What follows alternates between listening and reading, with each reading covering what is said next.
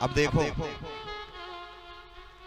जब गांव में बारात आती है तो बच्चों का स्वभाव होता है कि अपने छत के ऊपर खड़े होकर के बारात का आनंद लेते हैं।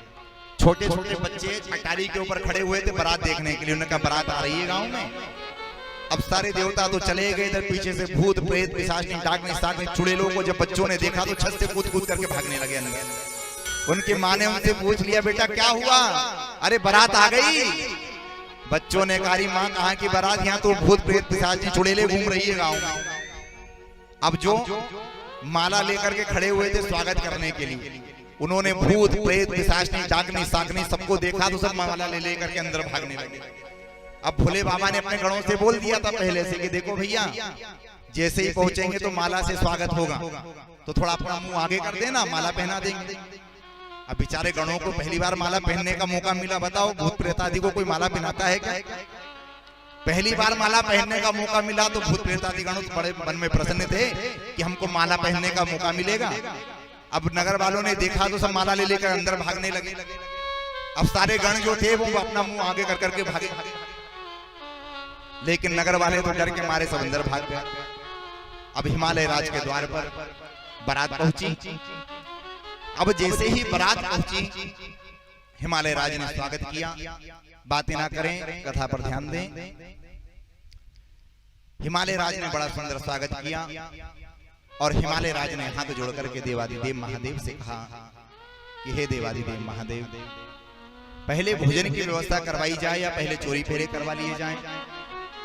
भोले बाबा ने अपने गणों से पूछा कि भैया पहले फेरे का कार्यक्रम हो जाए या पहले भोजन का कार्यक्रम? सारे गणों ने कहा महाराज नाचते नाचते बहुत थक गए हैं, भूख लगने लगी, पहले भोजन का कार्यक्रम हो जाए, उसके बाद फिर फेरे का कार्यक्रम होगा। तो भोले बाबा के विवाह में पहले भोजन हुआ और बाद में फेरे हुए। आजकल भी वैसे ही होता है, पहले भोजन होता है और फेरे बाद में चलते रहते हैं रात रात। तो भोले बाबा के विवाह में भी सबसे पहले क्या हुआ? बोलिए। भोले बाबा के विवाह में भी सबसे पहले भोजन का कार्यक्रम रखा गया। अब भोजन का कार्यक्रम रखा गया, देवताओं को बिठाया गया, गणों को भी बिठाया गया। ध्यान से सुनना मेरी माता, सारे गणों को भी बिठाया गया, देवताओं को भी पंक्ति बना करके बिठाया गया। अब देवताओं के सामने पत्तल परोसी गई, तो एक एक पत्तल देवताओं के सामने रखी गई। अब गणों के पास पत्तल परोसने वाले गए, तो एक के तो 10 मुख थे। उससे पूछा भैया कितनी पत्तल रखो? तो उसने कहा 10 पत्तल रखो। उसके सामने 10 पत्तल रखी गई, 1 2 3 4 5 6 7 8 9 10। उसके सामने 10 पत्तल रखी गई।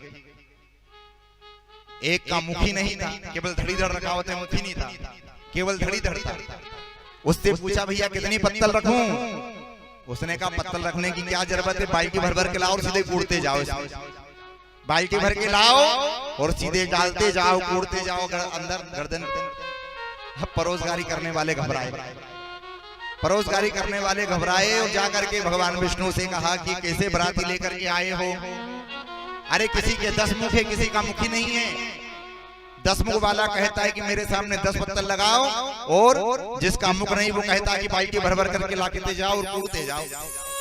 अरे महाराज, हमसे इनकी परोसगारी नहीं होती।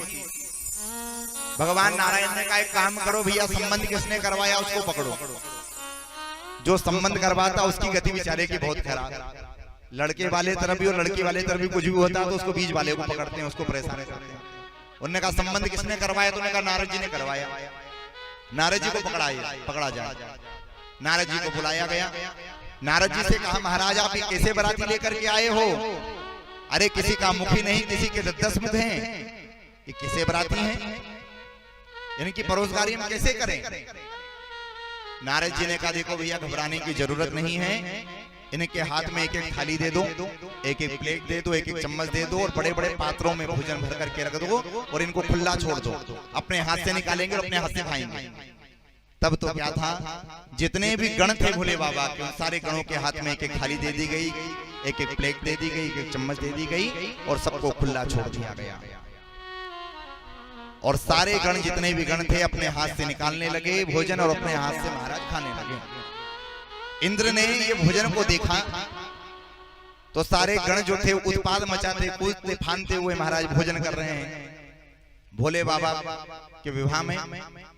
अब इधर इंद्र ने देखा तो इंद्र ने भगवान नारायण से पूछा कि प्रभु ये सारे जो गण भोजन कर रहे हैं, हाथ में थाली लेकर के, प्लेट लेकर के, चम्मच लेकर के अपने हाथ से निकाल रहे हैं, अपने हाथ से खा रहे हैं, अरे ये कौन सा भोजन कहलाएगा? अरे भोजन तो सब नीचे बैठ करके करते हैं, नीचे बैठने का नियम है, नीचे बैठ करके करना चाहिए। लेकिन ये जो गण हैं हाथ में थाली लेकर के, प्लेट लेकर के, चम्मच लेकर के अपने हाथ से निकाल के खा रहे हैं, उत्पात मचा रहे हैं, ये भोजन कौन सा भोजन कहलाया जाएगा? तो भगवान नारायण ने कहा कि यह कलयुग में बफे कहलाएगा। तो ये जो हम बफेट खाते हैं ये किसका भोजन है? बोलो।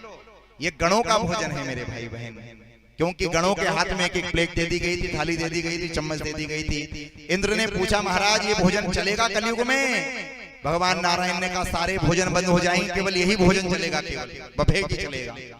तो अब देखो प्राय सभी जगह बफेट होते हैं। अब तो बड़ा सुंदर महाराज सभी लोगों देवताओं ने भोजन किया, गणों ने भी भोजन किया, और अब भोले बाबा के विवाह की ओर महाराज चोरी फेरे की ओर तैयारी की गई और बारात लगी। बारात लगने के बाद सुंदर महाराज माता भवानी और भोले बाबा के महाराज फेरे हुए हैं।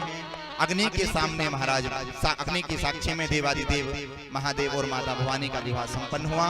और जैसे ही विवाह संपन्न हुआ तभी एक गण झोला लटका करके भोले बाबा के पास आया और भोले बाबा से कहने लगा